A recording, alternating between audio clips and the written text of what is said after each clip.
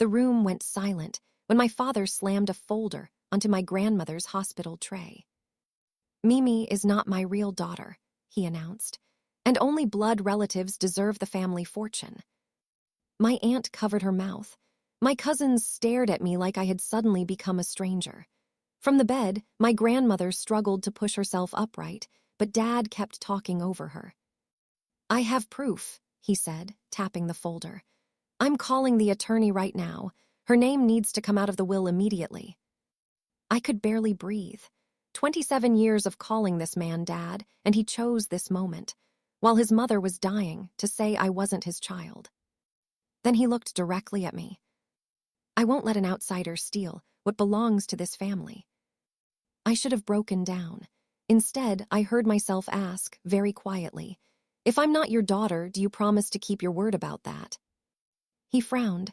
"Of course. No matter what happens next." "Yes," he snapped. I said yes. My grandmother suddenly grabbed my hand with surprising strength and whispered something so softly that no one else heard it. Dad turned and strode out of the room, already pulling out his phone to call the attorney. As the door swung shut behind him, I looked at the folder he'd left on the tray. For the first time, I noticed that his hand had been shaking. My grandmother's fingers tightened around mine. "Don't let him rush this," she whispered. I looked at her, confused. "Grandma, what is happening?" She swallowed hard, eyes fixed on the door through which my father had disappeared. "Richard has wanted this for months." The hallway echoed with his voice as he barked into the phone. "Yes, tonight if possible. We need an emergency amendment." I stared at the family gathered around the bed. No one met my eyes. My cousin Tyler shifted uncomfortably. Aunt Denise looked down at her purse. Even the nurse seemed unsure whether she should stay in the room. "Grandma," I whispered, "is he telling the truth?" Before she could answer, she winced and closed her eyes. I reached for the call button, but she caught my wrist. "Not here," she said. "Not in front of them." Dad's voice grew louder in the hallway. She was never entitled to any of this. The humiliation burned hotter than anger. I had been the one driving Grandma to appointments, organizing her medications, sleeping on the recliner beside her bed when she was afraid to be alone. Dad visited once every few weeks, always in a suit, always in a hurry. Yet somehow I was the outsider. I looked again at the closed folder. The edge of one paper stuck out slightly, and for a split second I saw a laboratory logo before the stack shifted back into place. A strange chill ran through me. If he was certain I wasn't his daughter, why did that folder look like something he was afraid to let anyone else read? That was the moment I decided to make him keep his promise. I sat alone at my grandmother's kitchen table long after everyone had gone home. The same kitchen where I had spent hundreds of mornings making her tea, cutting her fruit, and listening to stories about when my father was young now felt completely unfamiliar. I kept hearing his words. "Mimi is not my real daughter." Every memory I had with him suddenly felt like it was being questioned. I looked around the room and remembered things I had tried not to think about. Dad teaching me how to ride a bike when I was 6. Dad standing in the front row during my school art shows. Dad writing, "Love, Dad" on every birthday card until I was an adult. How could someone who had spent my entire life being my father suddenly decide I was nothing to him? The sound of footsteps above me pulled me out of my thoughts. "Sweetheart," Grandma called weakly from the hallway, "can you help me with something?" I quickly stood and helped her back to the kitchen table. She looked exhausted, but there was a determination in her eyes that I had never seen before. "Go to the attic," she said. "Bring me the cedar box." I hesitated. "The one your grandfather made." She nodded. "Why?" "Because it's time you saw what's inside." A few minutes later, I returned carrying the old wooden box covered in dust. Grandma placed her hand on the lid like she was touching a memory. When she opened it, I saw old photographs, handwritten letters, and documents carefully arranged inside. Then I noticed an envelope sitting on top. My name was written across the front. For Mimi, if Richard ever lies. My stomach tightened. Grandma.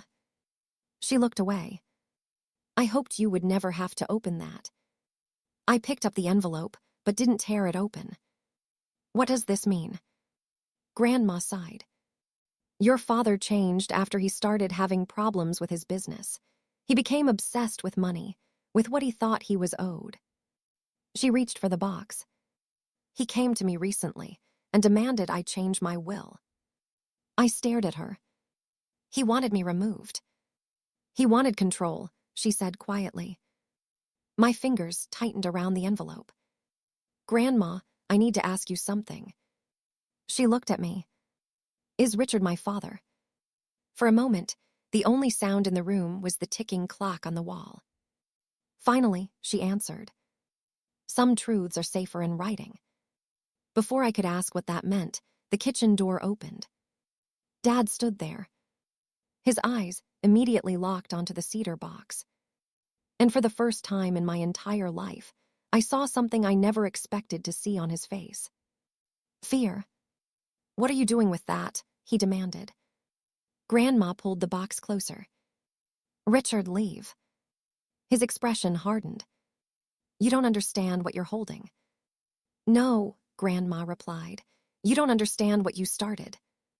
Dad stepped forward and reached for the box. I moved between them. Don't. He stopped. The man who had just publicly declared I wasn't his daughter suddenly looked uncertain. Move, Mimi. No. His jaw tightened. Then Grandma spoke. Get out of my house. Dad stared at her, shocked that she had challenged him. He turned sharply and walked away, but as he passed me, something slipped from his coat pocket. A small piece of paper fell near my feet. I bent down and saw a laboratory logo printed at the top. Before I could read anything else, Dad snatched it away. His voice was low. Forget you saw that. Then he walked out. I stood there holding the edge of the cedar box, staring at the empty doorway. If he was telling the truth, why was he so afraid of what was inside that box?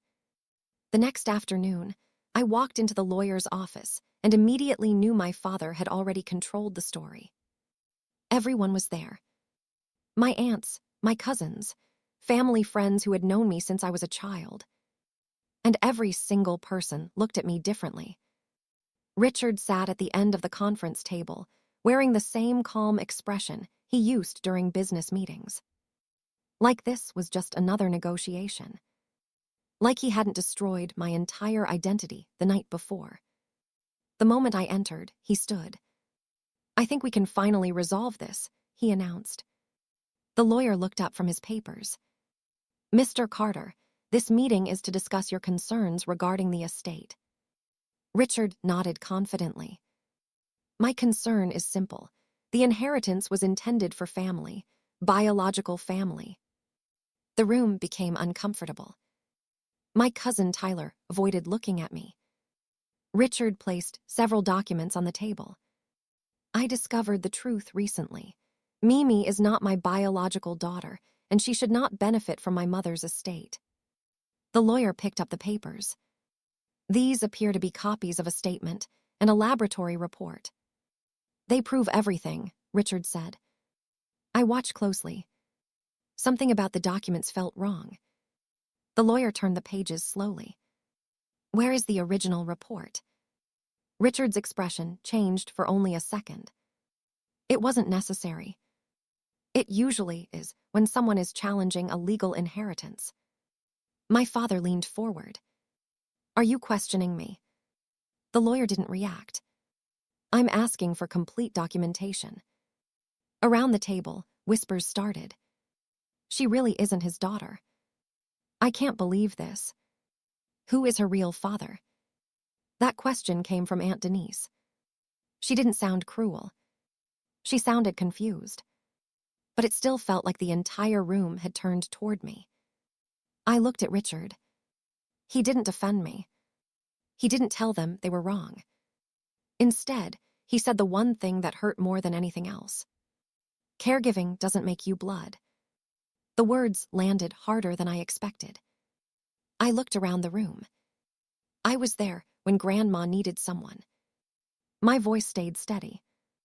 I drove her to appointments. I managed her medication. I sat beside her when she couldn't sleep.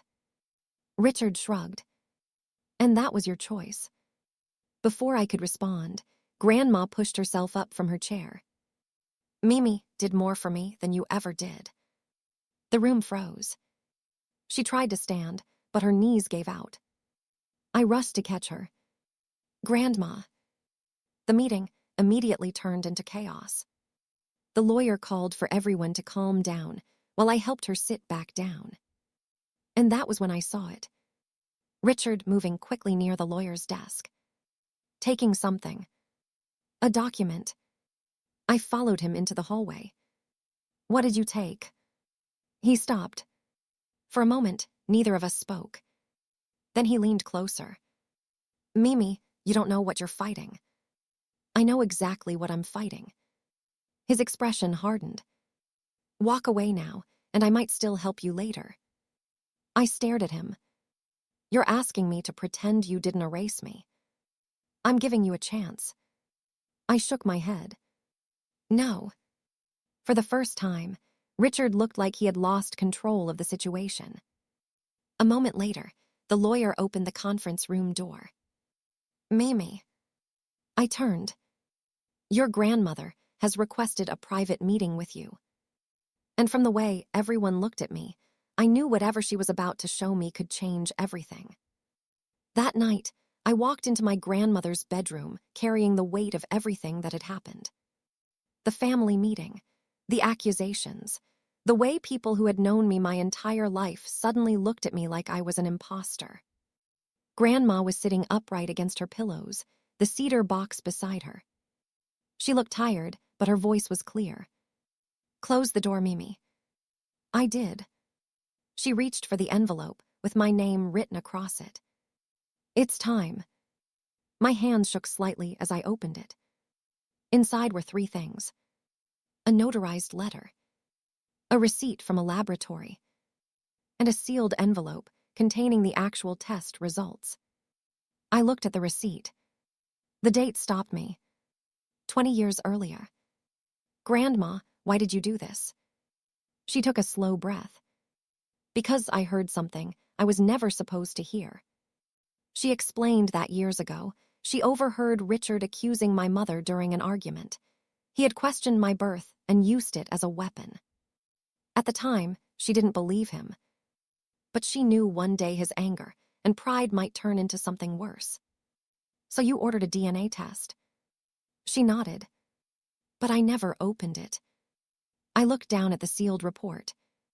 Why not? Because I wanted the truth to come from a place of protection, not revenge. Before I could respond, the bedroom door suddenly opened. Richard stood there. His eyes went straight to the documents in my hands. No. The word came out immediately.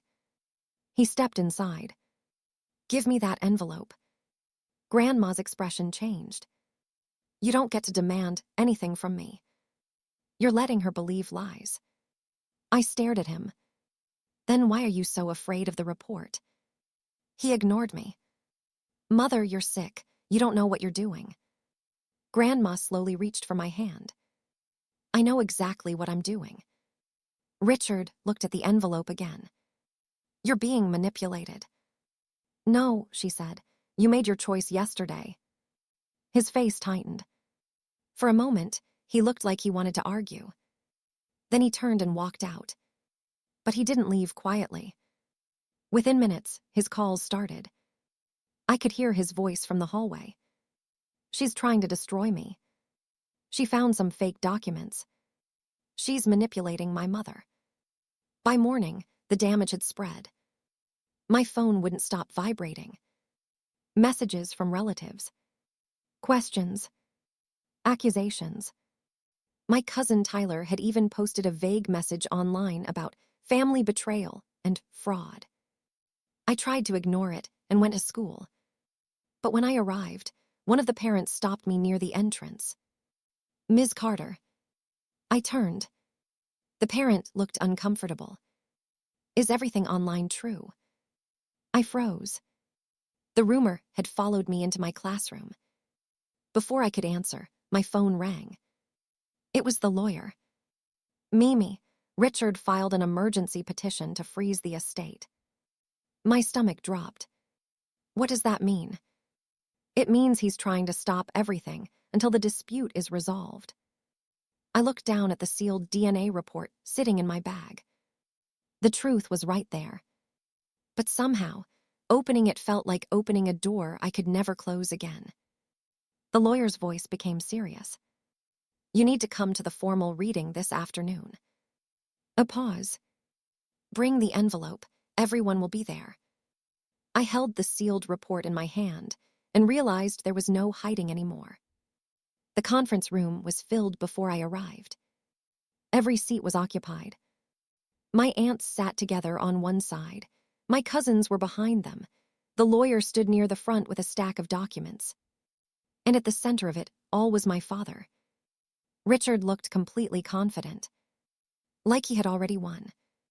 He glanced at me as I walked in. Mimi, he said calmly, I hope you understand this can still end peacefully. I placed the sealed envelope on the table. I'm not the one who started this. The room became quiet. The lawyer looked between us. Before we proceed, I need to confirm something. He turned to Richard.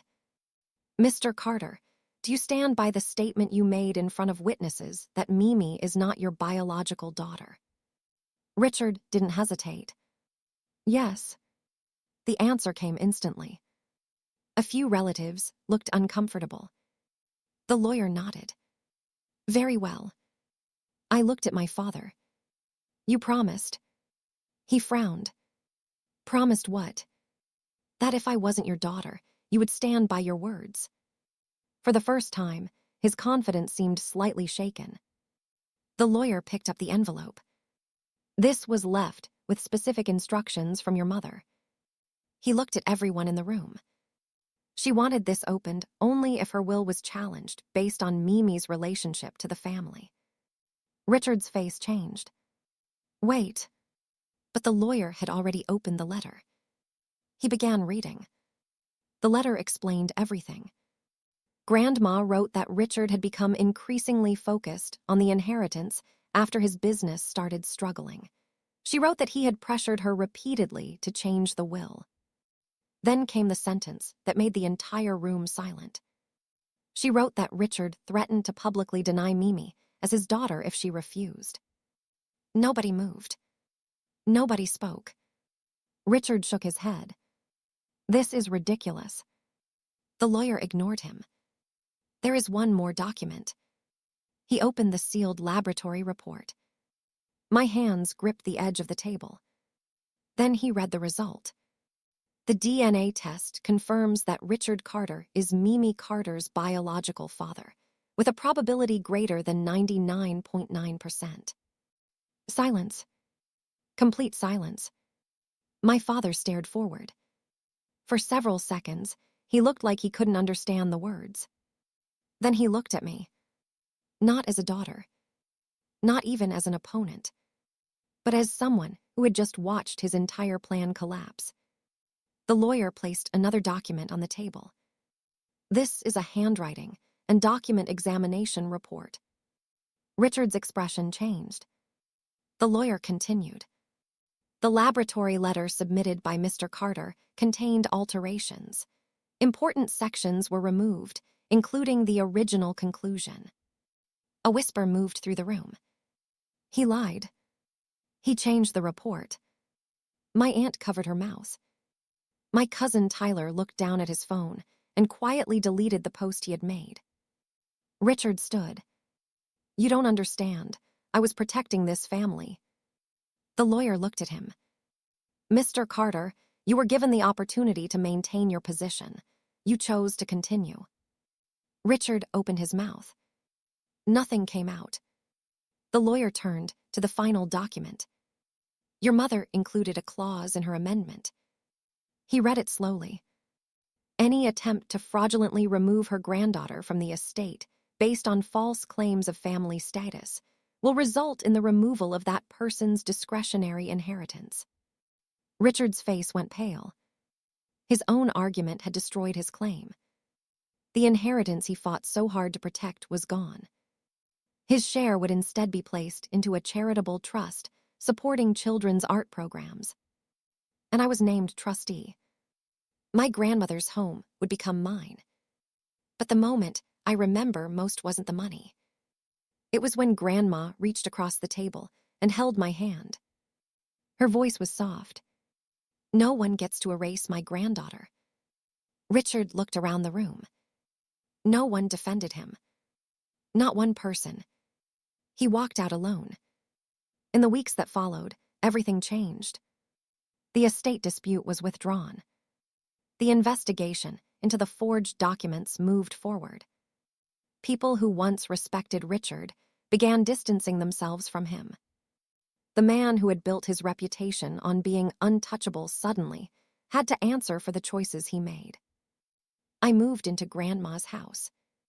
The same house where I once wondered if I belonged. The sunroom became an art studio for children in the neighborhood, just like she wanted. Every afternoon, I watched kids paint, laugh, and create things they were proud of. The cedar box stayed on a shelf. The old letters remained beside my fresh paintbrushes. A reminder that the truth does not always arrive when you want it. Sometimes it waits until someone is confident enough to believe they have already won. Months later, I stood at the front door at sunset and looked at the family name engraved on the mailbox. For years, I thought my father was the person who decided whether I belonged. I was wrong. He tried to cut me out of the family. Instead, he cut himself out.